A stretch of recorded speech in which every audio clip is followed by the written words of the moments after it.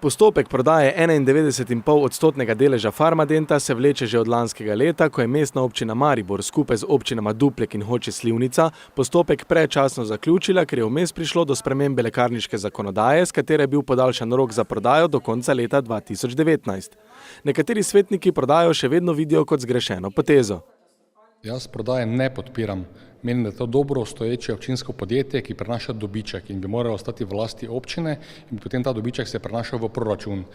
V Ljubljani tudi so naredili ustavno presojo tega zakona, zdaj, ko se je rok podaljšal, bi pač morali narediti vse, da do te prodaje ne pride, zdaj, ker je sam postopek že stekel in ga pač ni mogoče zaustaviti, se pač naj podaljša v skladu z smernicami vlade in parlamenta. Direktor mestne uprave je že na torkovi novinarski konferenci pred sejo mestnega sveta kritikom pojasnil, zakaj je prodaja Farmadenta nujna.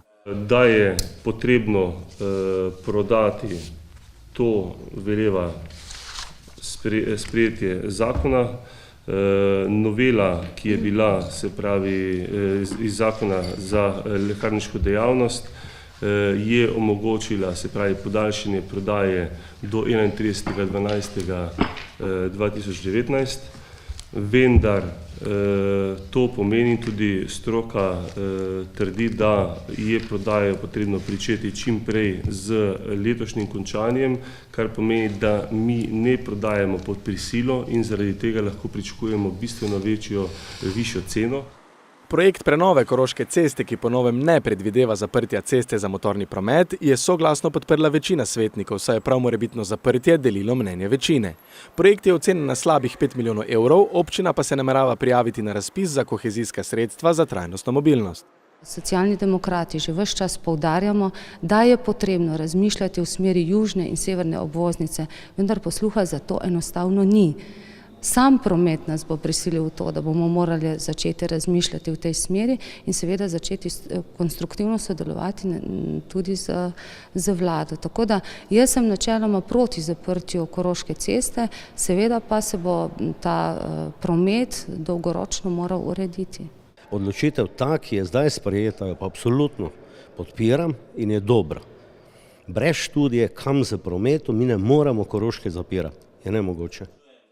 Svetniki so prav tako družno potrdili načrt poslovne cone Tezno, da na novo pridobljenem zemljišču med Ptujinsko in Zalajevo cesto vzpostavi vadbeni poligon varne vožnje. Vsekakor je to smiselno, to v Mariboru umestiti in da pač avtošolam to omogočimo. Sam pa bi se pač zavzemal, da bi to bil en širši projekt, kjer bi lahko tudi imeli pač za varno vožnjo tudi za poklicne voznike, tudi tiste mogoče, ki morajo opraviti tečaj varne vožnje in podobiti potem ta certifikat. Je pa to dober projekt. Kot zanimivost smo malo pred sejo izvedeli, da je stranka SMC ostala brez dveh svetnikov, Janka Leva in Aleša Šumerja, vendar na njuno potezno bližajoče se volitve naj ne bi vplivale. Ne. Ampak to in zdaj to obdobje se zaključuje, zato ker so volitve pred vrati, ne? Tu pa gremo vsi svojim ciljem naproti ponovno, s svojimi idejami, željami, tako ali drugače. Zaradi časovne stiske se na včerajšnji seji svetniki niso pogovarjali o novi lokaciji za Rotovško knjižnico. So pa v pobudah med drugim pozvali k takojšnji odpravi napak v vrtcu Pekre, predaji 15 občinskih stanovanj mladim, obnovi tržnice na Kidričevem trgu ter ureditvi domnevno prenizko obračunanega nadomestila za uporabo stavbnega zemljišča za garažno hišo pri kliničnem centru.